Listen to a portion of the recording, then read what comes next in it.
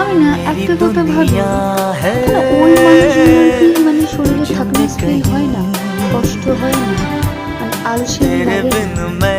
কাদের কথা বলছি? অফকোর্স আমাদের মা।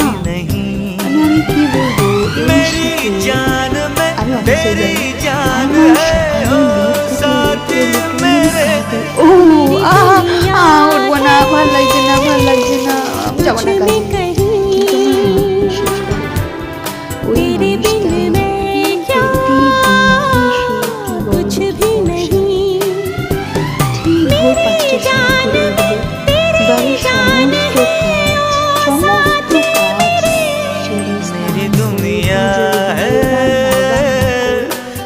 সঠিক সময় আবার কাজেও চলে যায়।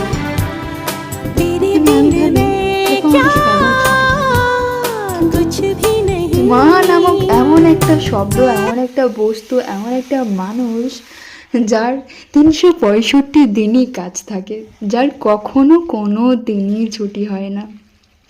মানে এই মানুষগুলো যদি না থাকতো না, আমরা আমাদের জীবনে বেঁচে থাকা খুব টাফ হয়ে যেত। সিরিয়াসলি বলছি, সমস্ত মায়েদেরকে না অসম্ভব শ্রদ্ধা সম্মান।